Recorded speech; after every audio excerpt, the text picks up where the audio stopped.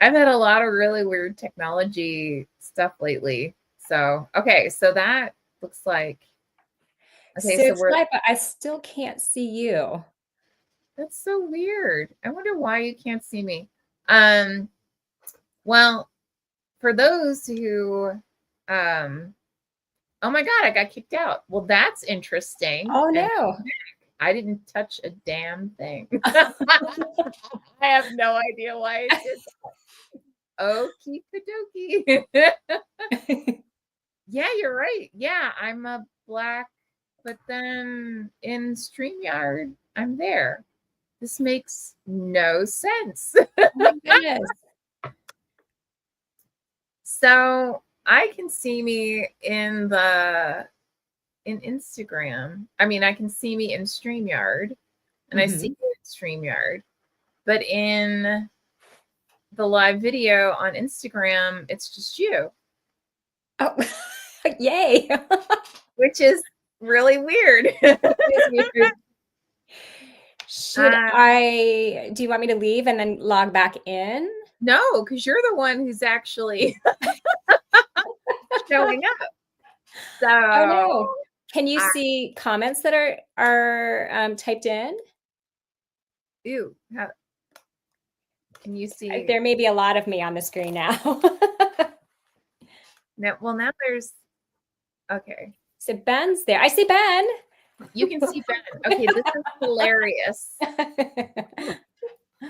You can see Ben, but you can't, and we can see you, but we can't see me.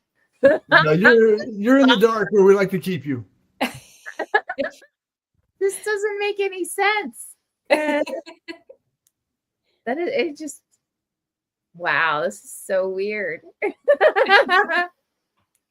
Well, then I guess you guys have to do everything because clearly I just don't. Can you hear me or no? You can't hear me. Hear you. I can hear you. You can hear me, but you can't see me. Yeah. So, but I can see me in StreamYard. Wow, that's really What if I remove you and have you come back in? okay. Yeah, let's see what happens. Okay. You are. She removed herself. I didn't do it. And now I added me back in. And yeah, you're just as you're darker now. Now I'm darker. Oh my goodness, this is weird. Well, anyway, so welcome to anyone who's joined us. We're live. I am for some reason in the dark, which is just weird. But for anyone who's watching, if you haven't seen this before, so you get to join the editors, some of the editors of Running Wild, which now consists of 5 imprints: Running Wild, Rise, Trompe l'Oeil, Junkyard Rooster, Monstrous Books. I missed one, right? What did I miss? That's 5. That's 5? Oh, okay, yeah. Yeah. So so this is basically the core team of editors in terms of like acquisitions, and we do the majority of the actual editing. So if you are an author or an editor, or you're in the storytelling world, this is your shot that you can ask us whatever the hell you want. So what's great about this too is we actually do go back and pay attention to any kind of comments that may have been made after the fact.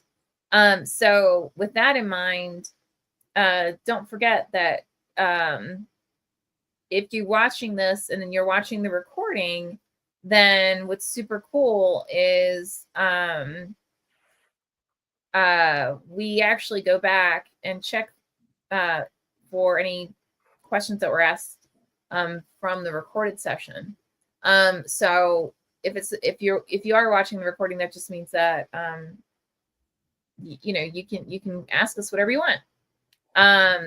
So with that, I'm gonna ask. So Ben, Cecilia, yes. How are you guys doing? We're doing good. I'm doing good. Well, yes. That makes both of us. It makes both of you. Well, that was different. Yes, just you came up with almost a- showed with a up. circle. You were almost there. Really? Okay, Yeah. that is amazing. So I stopped my camera. I just stopped my camera, Uh-huh. and then now I just turned it back on. But that didn't work. Okay. Neato. You just change the settings. Yeah, now I'm just sort of like messing with the settings Yeah, to see you're if I'll show up. Somehow, like on my screen, my head is ginormous, but no, it's not showing up at all. This is completely illogical. Oh, fun. Okay. You know what I could also do? Let me try. Oh, there you are. Yay. Really? Yes. Okay. Sure, why not? Okay, let's do it this way. So then you can actually, so I'm actually facing you, I think. Does that work? Although now why am I, I'm yellow, which is weird. That's the first thing that's weird. And you want the group layout. Can I do the group layout? I don't know if I can do it or not. Oh, there it is.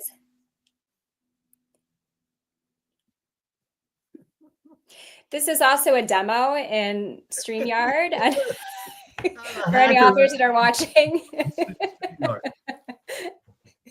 Success. You can see the While we were various doing options. While we were doing that, 5 people showed up. That's awesome. So we can get questions. How are you doing? Oh, no, we no, can't we hear. lost voice. You're muted.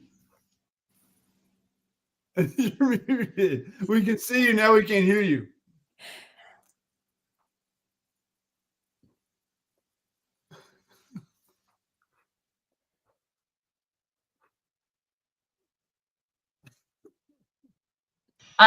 how's that? Is that better? Now can you hear me? I can. You can't. Yeah. Okay. No, I can hear you. I can hear you just can. fine. Oh, okay. All right. So this is so weird. Okay. Yay! So how am I doing? So I actually went to a book signing and an interview with Jonathan Mayberry and R.L. Stein. Anyone who doesn't know who R.L. Stein, and I think he's like the biggest selling author of all time. He's sold something insane, like 100 million books. Wow. He's written 300. He's the author of the Goosebumps series. Goosebumps, yeah. Mm-hmm. Yeah. It was actually a lot of fun. I showed up. I live in LA, right? And so ever since COVID, traffic was bad before, and now it's just it's bad and unpredictable. So what would normally take me maybe 45 minutes to an hour to get to, it took me, I think, almost 2 hours. So I showed up late, and I actually I somehow I actually got inside. It turned out that like 20,000 people showed up, and I guess a bunch of people, when they couldn't actually get in, they left. So I was like, well, I'll stand. I don't care. Like I didn't drive 2 hours so that but it was a lot of fun. It was a lot of fun to like hear them banter. So and then I'm like, what else is going on? I'm in the middle of it looks like we're gonna launch our graphic novels with Cure. So what you see behind me over here, those are basically books on how to write comics and graphic novels, like the scripts for them. So James Aquilone, who is the founder and the head of Monstrous Books, one of our imprints, So he knows, he actually knows what he's doing when we're talking about, doing graphic novels. So I went to him and I said, hey, if I wrote the script, would you be willing to, would you manage it all and like help me find, and he was like, oh yeah, absolutely. You shouldn't have a problem doing that. So, because it's, we were actually, Cilly and I were talking about this, like, I'm very good at creating work. Like, I definitely never, boredom is not an issue for me, like, ever. I don't know that I would know what to do if I actually had like, nothing going on. But actually I'd probably just kind of sit there like, oh my gosh, you mean I can actually watch TV? Oh, and I saw Sinners. Oh, I want to see that. I haven't seen it yet. It's that's definitely one of those I think you need to see like 2-3 times. Yeah, because it's definitely quite layered. Let's just put it that way. And I also want to congratulate Percival Everett on winning the Pulitzer for his novel James. Oh, wow. Yeah, I am completely honored to have. So Percival was actually one of my mentors at Breadloaf, and he was amazing then, and obviously he continues to be absolutely stellar. So I was thrilled to see that his novel James. So James is basically the retelling of Tom Sawyer, but from the perspective of James, of the slave James. No, wait, Huckleberry Finn, but from the perspective of James, which is, I love that he did that so much, because I still remember when I was in elementary school and we were reading Huckleberry Finn and Tom Sawyer, and the question actually arose in when I was in school, like, would a slave actually basically put up with this obnoxious teenage kid doing all this like stuff? Like, would he actually put up with this? Because Huckleberry Finn was kind of a jerk. So the fact that he actually said, you know what, I'm gonna retell this and make it more realistic was like huge. So anyway, oh, and then also anybody who's watching, don't forget that myself and Scott Leva are going to be at Mysterious Galaxy Bookstore on Sunday at 2:00. And I'm going to be interviewing Scott about his memoir, I Am Spider-Man, which is basically really focused on his life experiences as Spider-Man. One of my favorite photos that we have in the memoir, it's of him in the Macy's Day Parade. So I don't know if you guys remember back in the day when Spider-Man was like jumping around. That was actually Scott. And I just thought that was so amazing that like, oh, that he actually had that opportunity. Like, how fun, because he obviously then defined like the live Spider-Man, because for many of us that was considered pretty iconic, so and then I'm trying to think, I feel like there's I'm going to be at a bunch of places in the next couple of months closer to those dates. I'll give more details on it. So has the Spider-Man book been released? Huh? Has the Spider-Man book been released? Or is it update? Great question. It'll be released May 12th. Almost here. Yeah. So honestly, it should be available wherever and books are sold. You should be able to find it for pre-order, if not, available now. So definitely look for it. It also got a starred review with Kirkus Reviews, and they said it's a must get. So again, definitely go check it out. Mhm. It was so much fun working with Scott on it. He was so passionate about like just like getting the narrative of the memoir itself right, which, as I'm sure you are both have both experienced in the past, not everybody understands. Like a memoir isn't every single thing that was ever interesting Right. about your life. Right. You know, a memoir actually does have a narrative arc to it, Mhm. and it's, you know, it's focused on specific period in time and, you know, specific activities. So it was great to get to work with someone who understood the intent of a memoir and like how to focus the story itself, if that makes sense. Mhm. So yeah.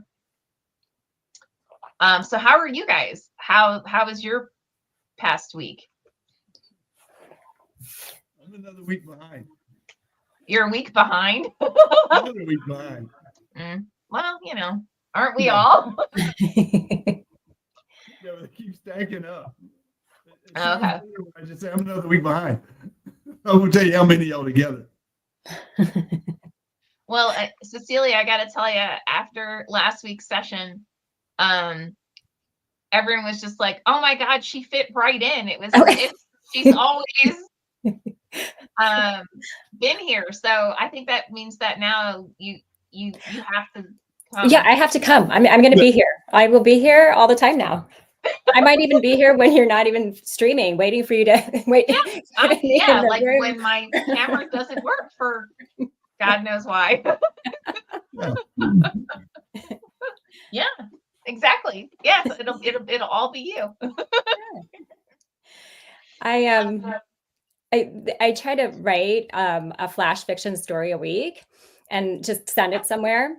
And I did write about the waiting room. I mean, it's the perfect story setting, I suppose. And mine has a revolving door and zombies, of course.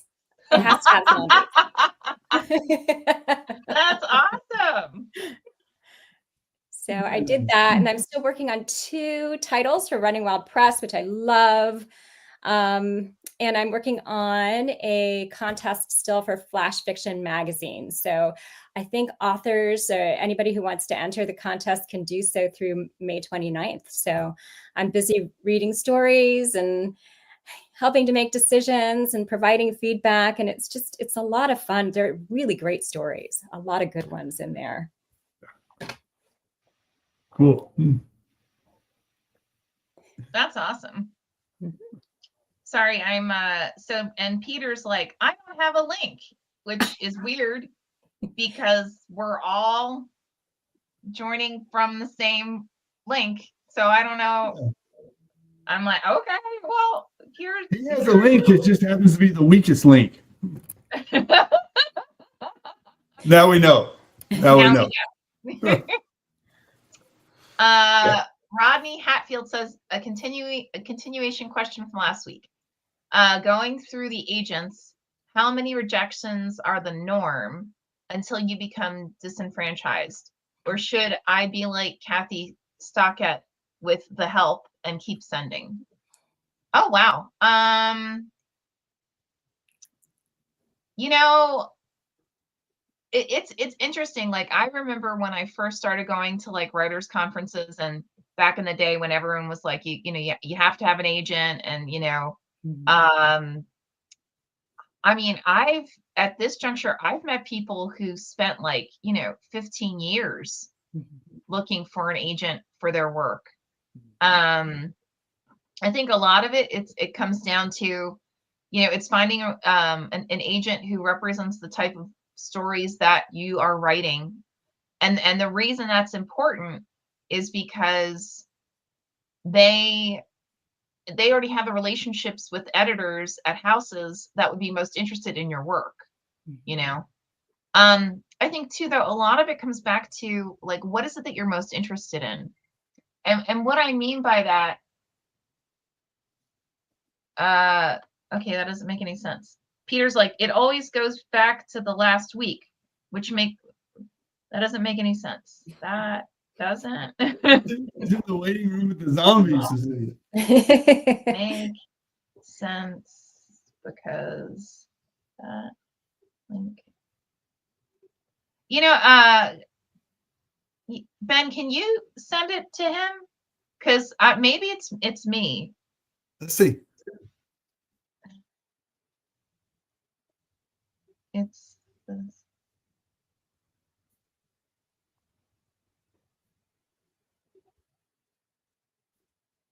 I don't know what he's clicking on. It doesn't make any sense. So sorry about that. So Rodney, so the way that the current market, like storytelling market works today, a lot of it's going to come down to what is it that you're most interested in. Do you want to be a commercial writer? Are you more along the lines of like you want to be award winning? Like what is your objective for the story itself? And it's finding agents who can help you meet those objectives, right? A lot of the reality today in today's market is there are plenty of publishers that don't require agented submissions. Now, typically, that also means, though, those are usually smaller or mid-sized houses, and they're usually more niche. We don't require agents, but we also do work with agents, so it just depends on what you want, But I mean, if you're adamant and you're like, you really want an agent, then I'd say keep sending. I personally, I don't officially have an agent, but I get invited to submit to some publishers and stuff like that. And in those instances, typically what I'll do is I'll go to agents who I'm friends with and just let them know, like, hey, I was actually invited to submit for this. Would you be willing to officially send it in to that publishing house? And I've never had an agent say no, because I mean, that's basically a guaranteed sale for them, right? So yeah, that's basically it. Hey, so Peter, I'm guessing, did you click on the link that Ben sent, or? No, I found a link that worked. Every link that I clicked on went to, like I said, see, a session ended. I'm like, I don't get it. I found a link and like, it was in a message that you sent. So I just copy and pasted and clicked and poof, it worked. Magic. I tried the link Ben sent last week. It sent me just like sign up and purchase our program or whatever. And I'm like, this happens every damn week. So it's like, I don't know. I'll get it figured out. I'll practice every day before next week's meeting and make sure that it works. Okay. Yeah. I mean, it's just because it's the same link all three of us use. So I don't know why it's routing you the wrong place. I'm a master screen, this is cut and paste, and I'm having difficulty. So it's like, come on, something's wrong up here. Yeah, but if you go to that paid link, go ahead and pay it, because I split that with the Nigerian prince. No, you don't. There you go. I was told I owe them money, so I got to write a check. Nice. All right. Well, thankfully you're here. So, Peter, what are your thoughts on going through agents? So Rodney's just basically asking, like, when do you give up, basically? Oh, I queried agents for years to find an agent that would represent me, and I mean my impression is they suffer from an onslaught of submissions from excellent authors to subpar authors, and they're just dodging through the mess trying to find the next golden book, the next golden ticket that they can sell, with minimal effort at best, but something they can believe in and champion. But I mean, they're the gatekeepers in many ways. Like you were saying a moment ago, that as a non-agent, that we accept submissions from authors without agents. I mean, we get some of that onslaught as well. But I mean, agents are the main goal for many authors to get, because they think they can get a better deal that way, a better contract that way.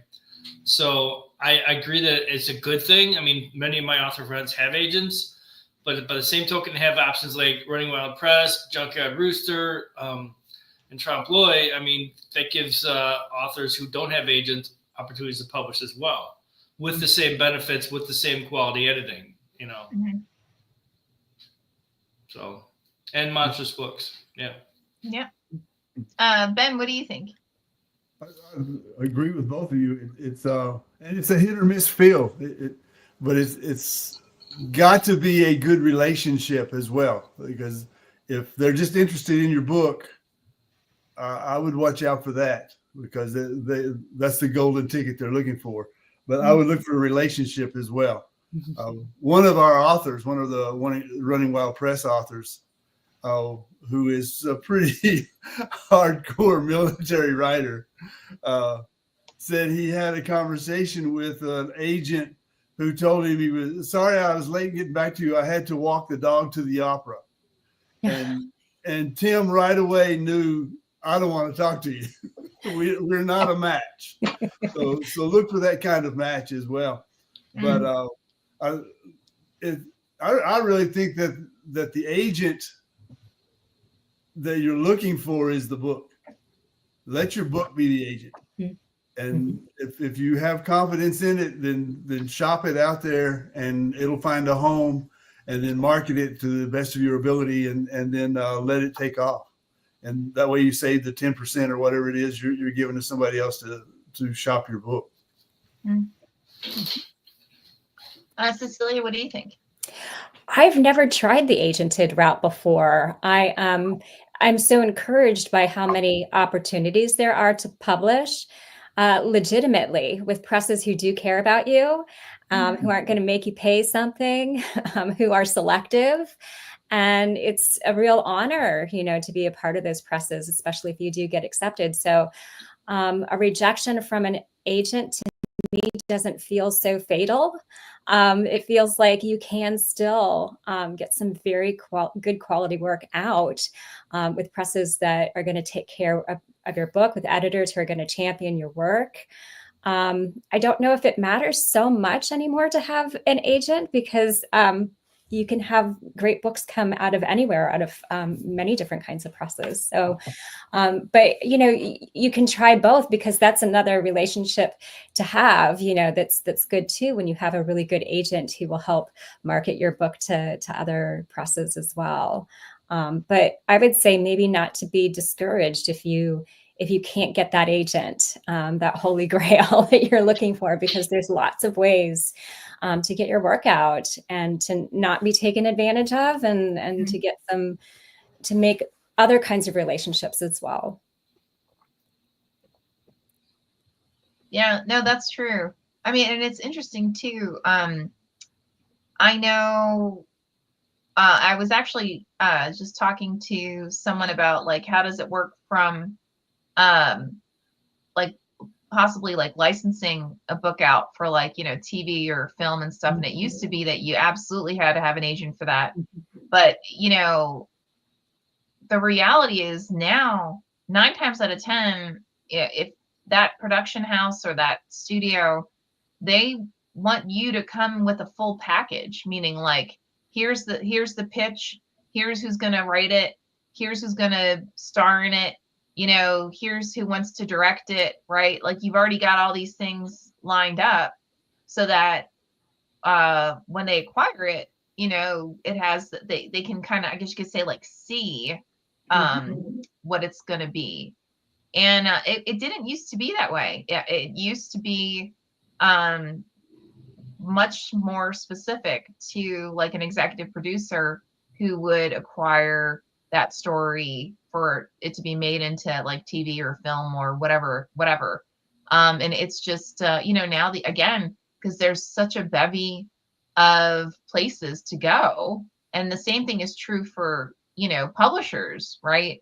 There's a bevy of places to go that, they want to know that you've got a vision, and that vision is something that you can actually execute against. So, the world's definitely, the industry is storytelling industry is definitely changing. Let's just put it that way. So great question. Thank you, Rodney. Cool. So Peter, how have you been this week? What's new and exciting in your world? Had a health scare at the beginning of the week that turned out to be not a big deal, which was very helpful, which is very good news. Other than that, got my Outlaws are coming into town tomorrow, so this should be a fun weekend Outlaws. for Mother's Day. So everything's going along. I'm finally hit a groove with the novel I'm editing. So I finally realized that not all books are literary. Some are just commercial fiction, which is fine. So I'm tweaking, accordingly, to make it fit the writing, and it's going along well. Okay. And I found a new angle to approach my book, so my writing's going well. Things are good. Excellent. And I'm starting to go through the submissions, so that's fun. Make a couple comments, here and there, and just seeing what's coming up for next month. Yeah, and thank you for bringing that up. So if you're watching, we are actually going to have an acquisition session the 4th? Is it the 4th? I'm just looking it up. I keep trying to make it the 7th. Yeah. I think it's the 4th. That's the 4th, yeah. Yep, Wednesday the 4th. So if you have sent something in to us, know that you're probably going to hear later that week as to whether we're going to acquire it. Now, understand if it is something that we consider to acquire, it probably won't get published until probably late 2026, if not 2027. So just to kind of level set, because we have had instances where people got really upset and were like, what do you mean you're not going to publish it tomorrow? And it's like, because that's just not how it works. And we're not Amazon. I mean, we're not,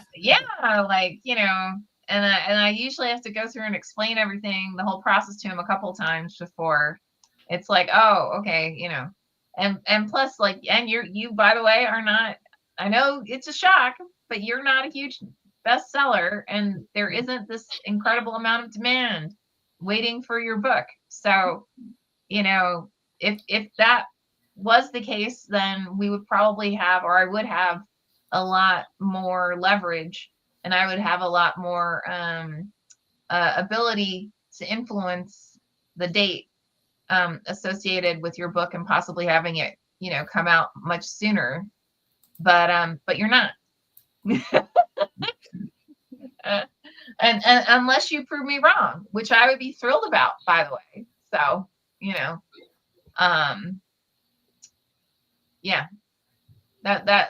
we've had a couple of authors in the past who've reached out to me who were like, I want to have a hardback, and I want to be a huge bestseller. And I'm like, okay, so what are you going to do to help enable that to happen? And some authors have a real problem with that. But so much of it in today's market, it's about what are you willing to do to help enable your book to become a bestseller. A lot of it is grassroots in today's market, right? And it's building those fan bases and building yourself as a brand and your storytelling as a brand that people are interested in continuing to come back for. So, even if they chose to publish electronically, it would still take time because there's an editing process of at least one pass, if not 2 or 3, to arrive at a quality piece of fiction or nonfiction, creative nonfiction or poem. There's a back and forth, and that takes time because everybody's busy. We can't commit. It's difficult to commit full time to a particular work. Even if we were to push through the process at an exponential speed, we'd still have to get through that editing process to get to a finished product before we could produce it. And then there's the, like you just mentioned, is the marketing of it, letting people know that it's out there, that it's available to be downloaded or printed or purchased, depending on the venue or the method you want to publish. So it's always going to take some time. And I mean, if you think your piece is perfect, ready for publication now, then maybe you don't need us. Maybe you don't need an editor. Maybe you don't need a press. You could just do a POD, publish on demand kind of thing, Yeah.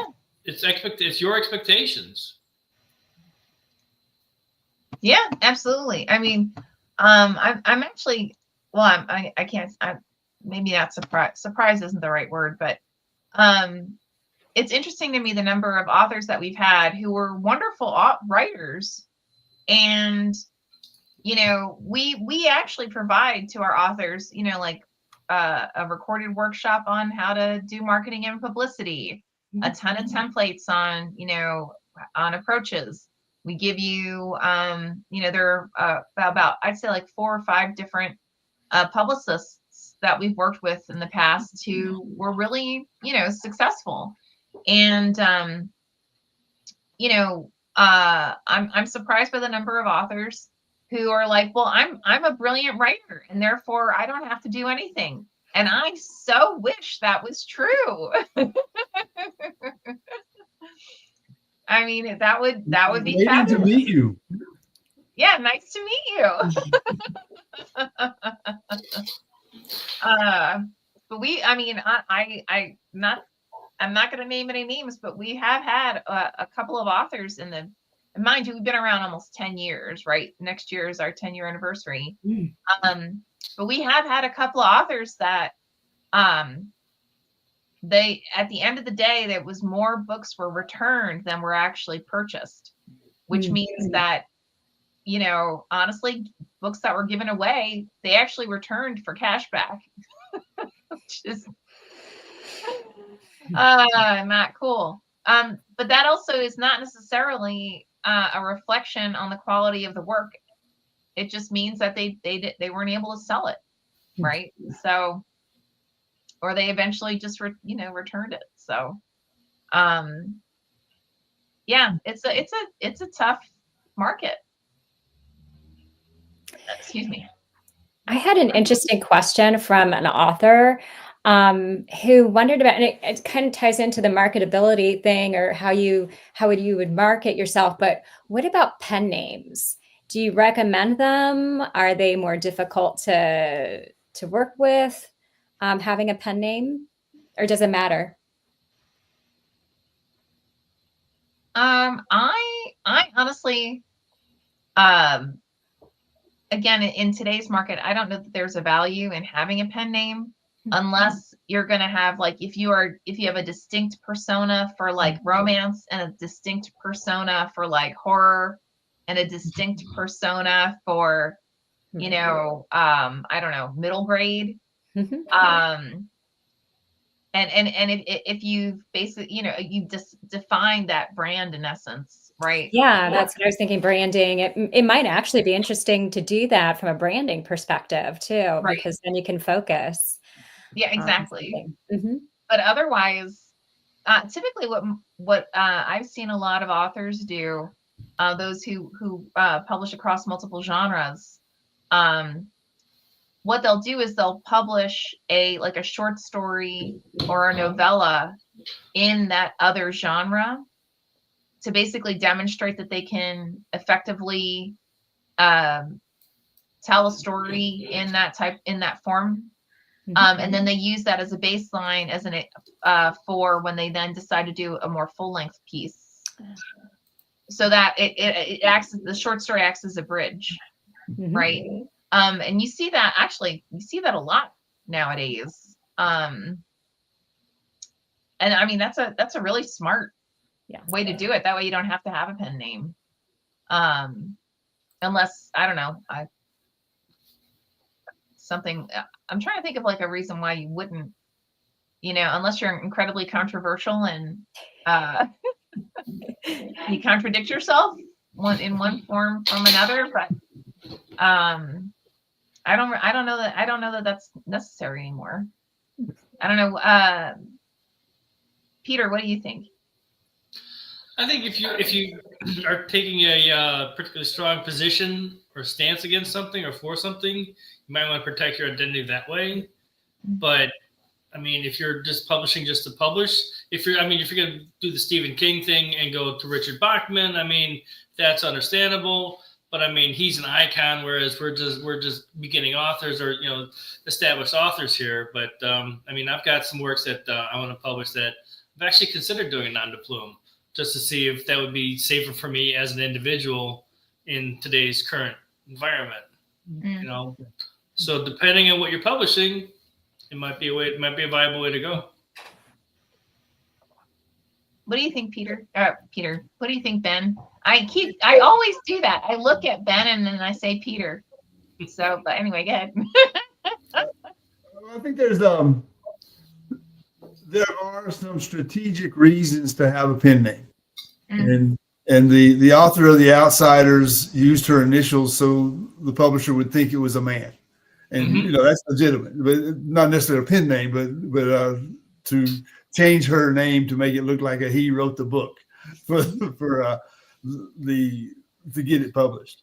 I wrote a collection and had it published. It was called Say Their Names, and I published it under anonymous because it was well, one, if you have a title, say their names, and then you splash your name on it, it was kind of counterintuitive. But to say anonymous, because it really didn't matter who wrote it. It was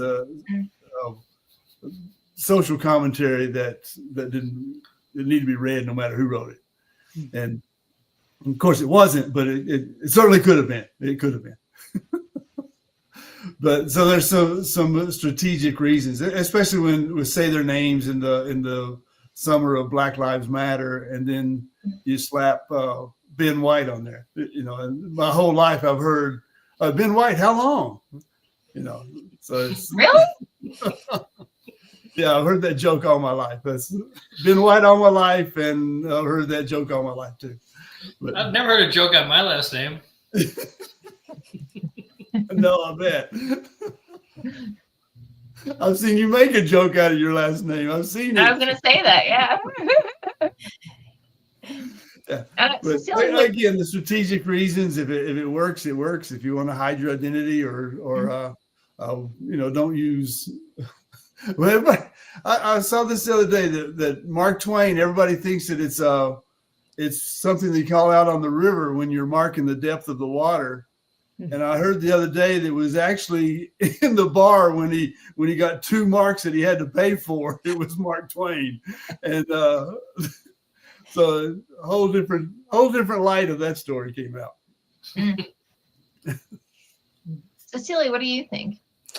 I have an open mind about it. I think I've seen some really great pen names out there that are fantastic, and that actually fit the genre. So it kind of feels like it belongs as part of their brand. I thought about it for myself, actually. I mean, I published so much under my own name with my face there and everything. I thought I might publish something different under a pen name. I have no idea what it would be, but I thought about it to try to cultivate a specific audience and maybe try something like that out just for fun to see how it works. But I thought it was a really great question that my author asked. Should I have my own stuff and then also do something under a pen name? I'm like, I actually have thought about doing that myself with something that I'm working on. Okay, cool. Yeah, I mean, I just think you should do whatever it is that you feel is best for you. Feels right. Yeah. Yeah.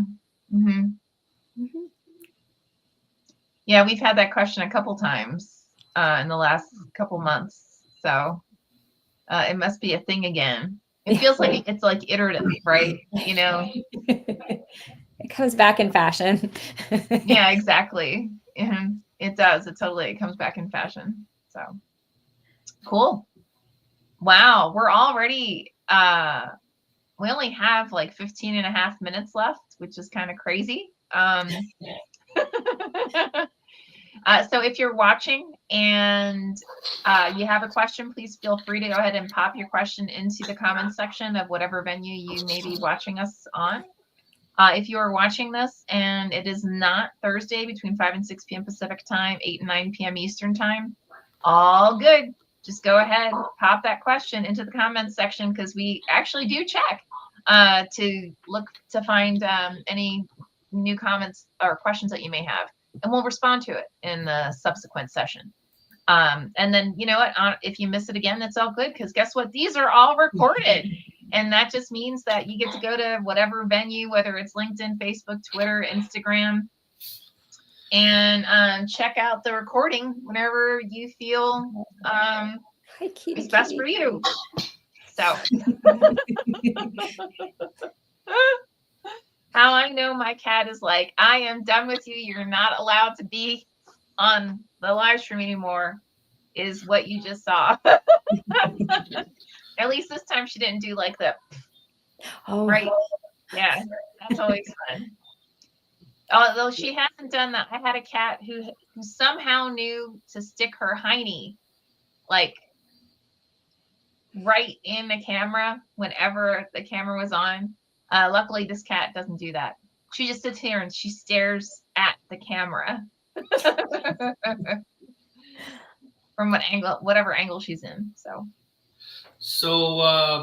One Story. Are you familiar with that publication? Oh yeah, I love One Story. One Story. One of my former teachers, who is one of my heroes, Achio Bejas, was just published in One Story. nice.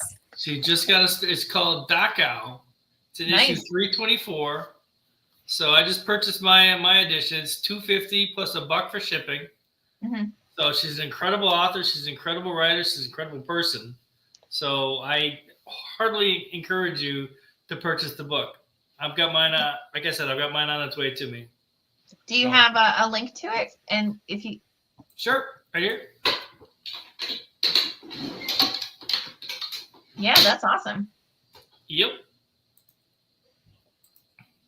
Cool. How do I do this? Join the chat. Any other questions you guys heard in the last? Well, it doesn't even have to be in the last week. Whenever.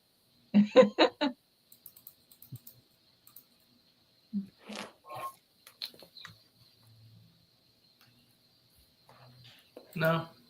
No. I have a question.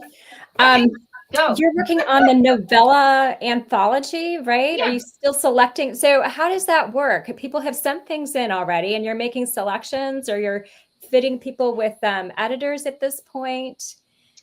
So I usually do the novella anthology. I usually edit the novella anthologies. So typically how it works is I just went through and accepted.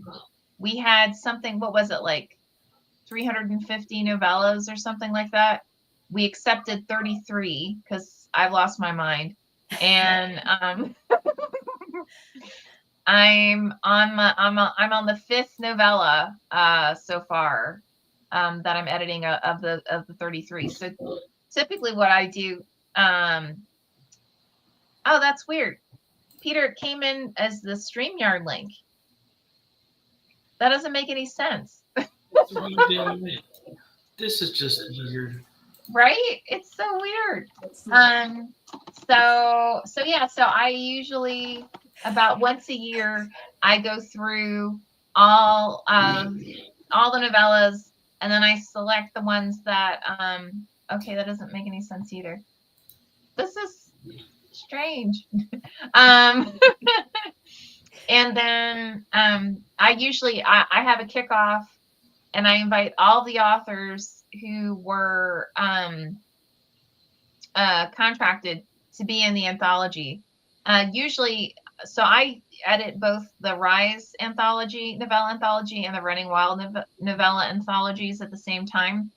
And honestly, it usually is at least 2, if not 3 books, because we accept novellas that are all the way up to like 40,000 words.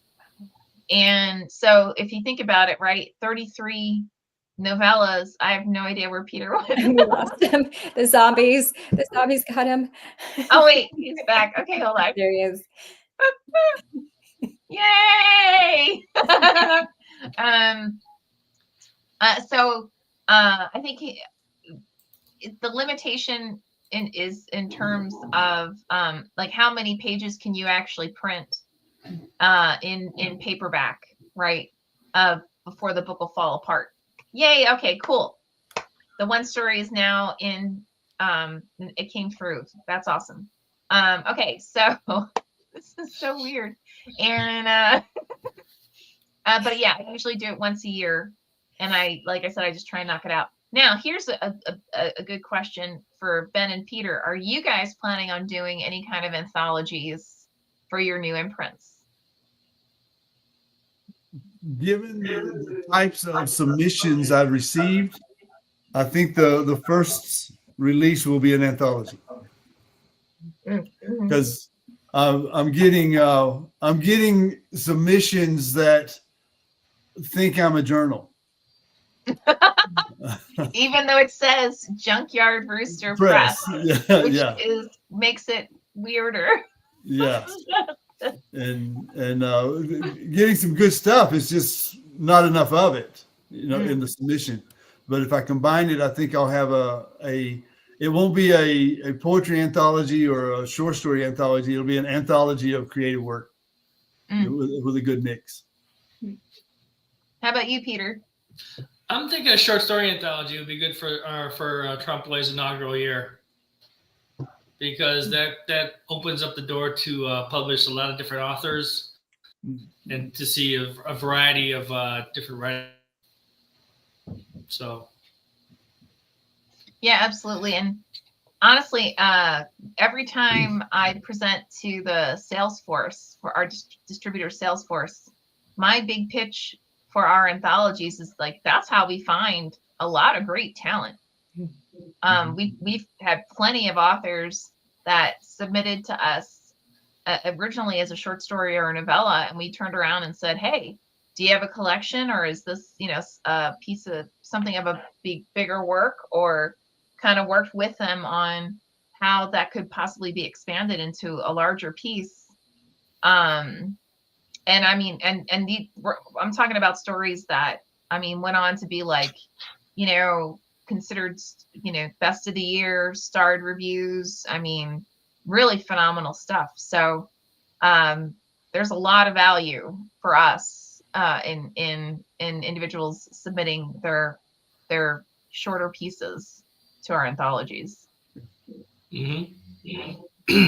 That's how I found the press. Was through the anthology, novella anthology. That's true. Yeah. Mm-hmm. That's from because both you and Ben had originally submitted your works to the original short story anthology. Actually, change that. Ben submitted to the novella anthology, and I still remember the submission because his inquiry was, does this count as a novella? Because it's not, technically speaking, it might be on the short side for a novella, because it was a narrative poem. Oh.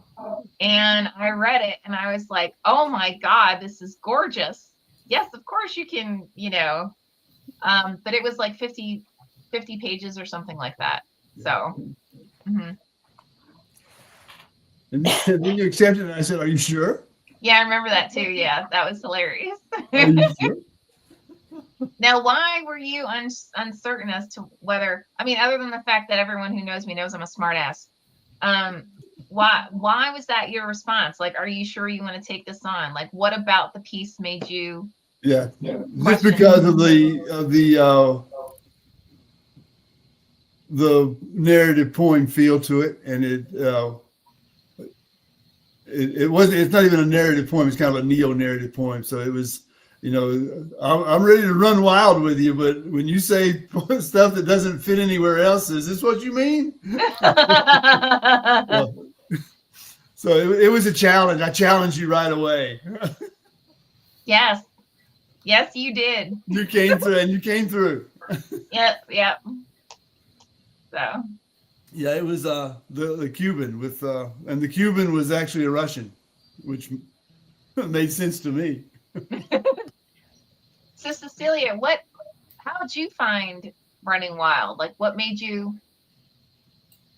Well, I was an editor and at Flash Fiction magazine, so I'm still there. And there was another editor. We followed each other on X, Twitter, and she heard that there was a call for editors. So I answered that call, and I thought it was the coolest press ever. And then you had sent me the test, read the first 20 pages, and I was like, oh my gosh, I love this. So I was like, yeah, sign me up. And I was excited. I think that was in February of 21. So I've been with Running Wild Press for a little while, off and on between jobs and whatnot, but I'm really excited to jump back in with these novels and then start taking on a few more. Yeah, absolutely. Yeah, you fit right in. Like the second you reached out, to Peter's point from last week. Yeah, you definitely your approach and personality and everything just slid right on in. So I'm in good company, excellent company. It's a great press. A lot of great editors and authors. It's amazing. So I'm really very lucky and very happy. Well, we feel the same. Absolutely. So, oh my God, I can't believe we only have 5 minutes. This is so weird. What do you guys have coming up this week? Like, what are you guys up to? Well, I gotta behave because I got the Outlaws coming in, so it's gonna be a very quiet weekend. I mean, her parents are very, very cool. I mean, they're in their mid 80s, and you wouldn't believe. You think they're in their early 70s. They're spry. They golf 4 or 5 times a week. Oh wow! Partying with their friends. They do shots around when they're playing golf on the golf course. Cool. Yeah, they're just fun to hang around. So I'm looking forward to seeing them. They're gonna get here tomorrow afternoon. So it should be a fun weekend. Very For cool. Mother's Day, Nate and Alex, my husband and my son, are going to take me to see Jersey Boys. They have a version of it in Everett, Washington, that we're going to see at one of the local theaters. So I'm excited to see that. And we'll go out to dinner. So that'll be fun. Very nice. That's awesome. And what about you, Bing? This week, well, I'm teaching a 15-week class that got smashed down into 3 weeks. Oh, yeah. But this coming up week is the 3rd week, and I have tried to say, well, I'll work on it in the mornings, and then I'll edit in the afternoons, but that hasn't worked. So I'm working on Children of the Atomic Reservation with Rodolfo Cerda's book. Ooh. And, I've started it, but I haven't picked up that momentum yet to get it going. And then speaking of anthologies, we've got the short story anthology cutoff is May 31st for anthology number 9. Wow. 9 maybe 10. Maybe 10. The next one. 10. Yeah. Yeah, for the next one. And so I'll start selecting stories in June, and I usually shoot to have that all wrapped up and complete by October 1st. Last year it was December. So Hey man, whatever works, you know. I got delayed last year. How dare you? Yeah. But it's so there's coming, and then I have a publisher's work that is coming. I've been promised that it is coming. A certain publisher is also a writer who also has me as her editor, has a book coming to me. Oh yeah, that one. That person. She forgot who I was talking about, but I'm on. I have about 75 pages left on my first editing pass, and then I have one more. I usually do at least 2 full length edits before I hand it off to you. So, but yeah, that's my weekend. Is other than interviewing Scott Leva for his Okay. memoir. My weekend is basically going to be a combination of editing novellas and editing my own work. So don't you love it when you're reading your own stuff and you hit a sentence and you're like, I don't remember why that's there. Or what does that mean? Or I did that thing that I told authors not to do, and I just did it myself. Yeah. I've done that plenty of times. And then for everyone who is watching, don't forget, I just put into the comments section the link to our submittable page. And that now contains a page, a link to all of, so you can submit to all of our imprints. So check it out. You can get information on specifically about each imprint, what kind of work that imprint is looking for. And then if you are actually also either a student or an alumni of Drexel University, our contest just opened again. It closes on September 9th. And then if you are a student at Alumna, again, Alumna College, you are more than welcome to submit to, we have an award with in partnership with Alumna College as well. That one ends June 2nd. Submissions are done on June 2nd. So with that, I can't believe we're like long over, which is weird again. So with that, again, huge thank you. Peter, Ben, Cecilia, you guys are phenomenal. Cannot wait to see you guys. Same time, same bat time, same bat channel. Hopefully we won't have so many issues with our with our login capabilities. So yeah, I don't know. So weird. All right, with that, bye guys.